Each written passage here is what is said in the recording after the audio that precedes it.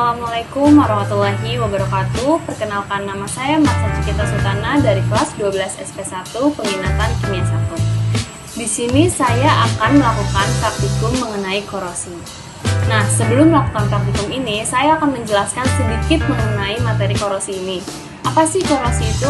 Korosi merupakan kerusakan pada material yang diakibatkan oleh reaksi kimia di sekitar lingkungannya.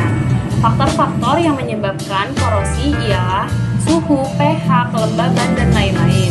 Adapun pencegahan-pencegahan yang dapat dilakukan pada korosi ini seperti pengecatan, galvanisasi, ditaruh di tempat yang tidak lembab, dan juga dibungkus oleh plastik. Kali ini saya akan membuktikan pengaruh korosi pada paku. Yang pertama, saya akan memasukkan paku ke dalam wadah kosong yang tidak tertutup.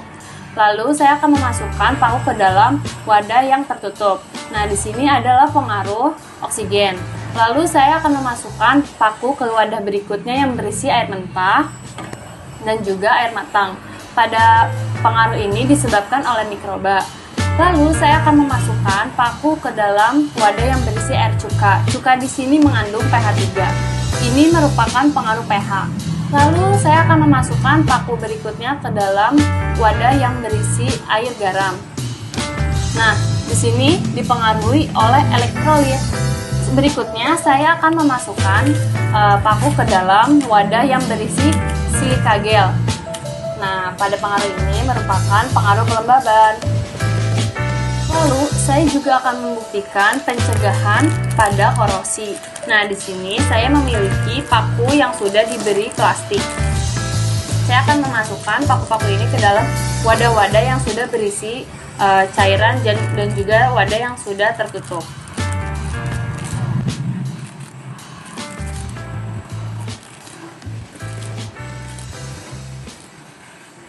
Setelah kita memasukkan paku-paku tersebut ke dalam wadah yang sudah berisi pengaruh-pengaruh faktor korosi, kita tinggal menunggu selama 7 hari untuk mengetahui pengaruh mana sih yang lebih cepat yang menyebabkan korosi. A few moments later. Baik, di sini adalah hasil percobaan pada hari ke-7. Saya sudah menyiapkan sebuah pinset dan juga beberapa lembar tisu.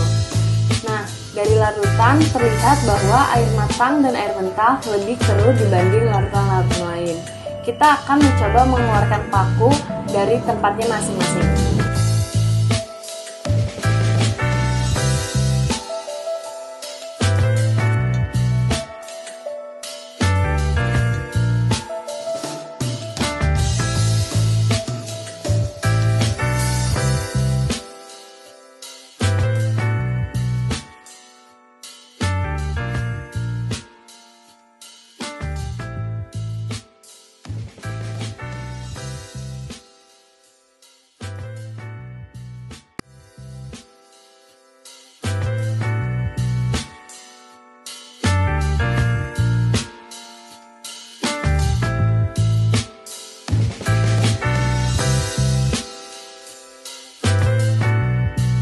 Pada percobaan ini dapat dilihat bahwa paku yang dimasukkan ke dalam gelas yang berisi silika gel mengalami sedikit korosi.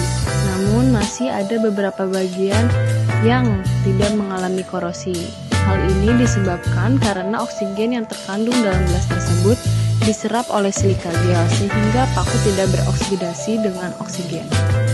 Paku yang dicelupkan pada air yang berisi garam akan lebih cepat terjadi korosi, karena garam memiliki kandungan zat basa yang sifatnya merusak. Cuka adalah zat yang dapat menyebabkan korosi. Hal tersebut dikarenakan cuka mengandung asam berupa asam asetat.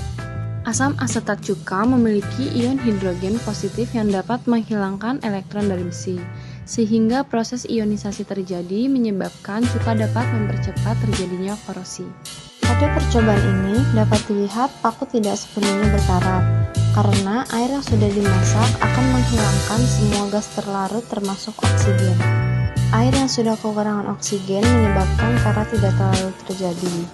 Namun saat air ditaruh kembali di tempat yang terbuka, oksigen akan narik kembali saat air mendidih, dan karat akan terbentuk lagi. Pada air mentah, jumlah oksigen terlarut lebih tinggi daripada air matang, karena semakin tinggi suhu air, maka semakin rendah oksigen terlarut. sehingga paku pada air mentah lebih cepat mengalami korosi akibat banyaknya oksigen yang terlarut. Pada wadah tertutup kosong, paku mengalami sedikit korosi. Hal ini disebabkan karena adanya suhu. Sedangkan pada wadah yang terbuka lebih cepat mengalami korosi, disebabkan oleh oksigen dan juga suhu yang masuk. Sekian yang dapat saya sampaikan dari praktikum ini. Kurang lebihnya mohon maaf. Wassalamualaikum warahmatullahi wabarakatuh.